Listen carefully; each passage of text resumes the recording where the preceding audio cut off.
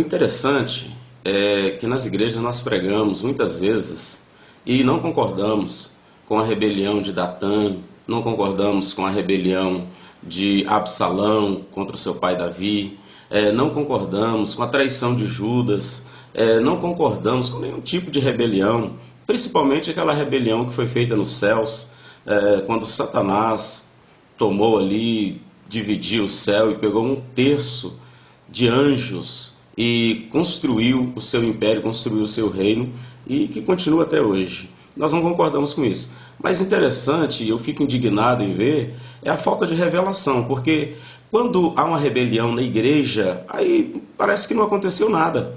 É tudo normal, as pessoas aceitam isso com maior naturalidade.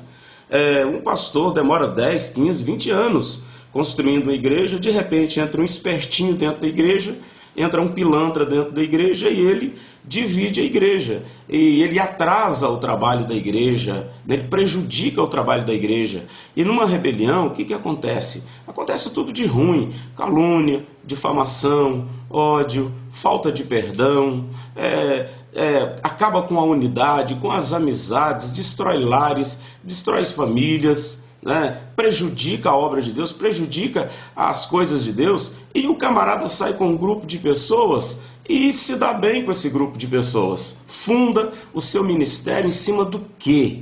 Em cima de uma base maligna, de uma base de ódio, de uma base satânica, de uma base maldita. É que a pessoa forma esse seu ministério em benefício próprio.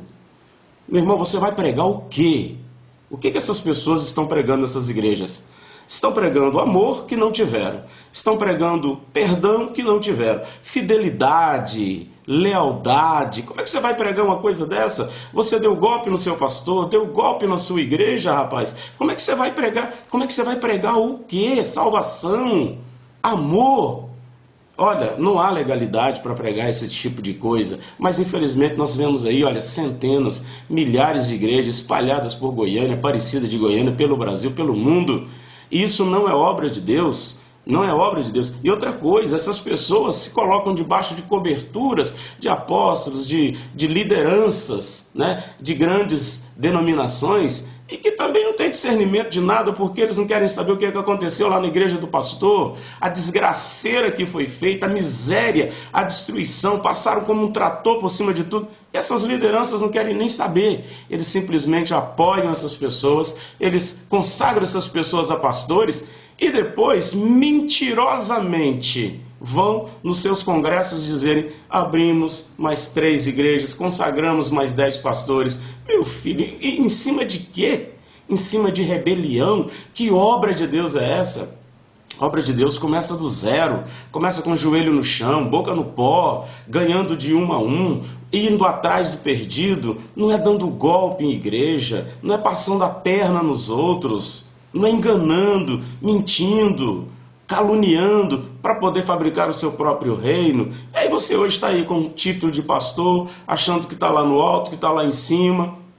Que tipo de igreja é essa que nós estamos criando, fabricando? Uma igreja de engano, uma igreja de mentira. Você sabe quem gosta de rebelião? Só tem 2 pessoas que gostam de rebelião. Primeiro é Satanás e segundo é bandido. São eles que gostam de rebelião.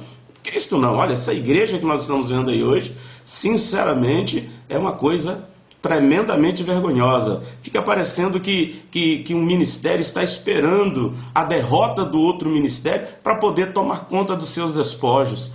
Que igreja é essa? Encher a igreja com crentes de outra igreja e dizer para mim que isso é crescimento, que isso é avivamento? Eu discordo.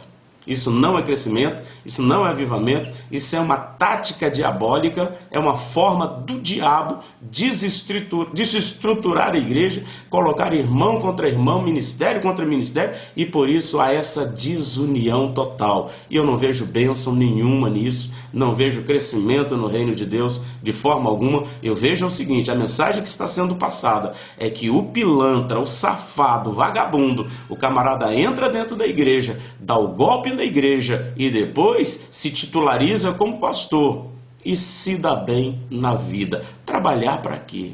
Ralar para quê? Pagar preço para quê? Se você tem o apoio da comunidade, tem o apoio das denominações e grandes organizações.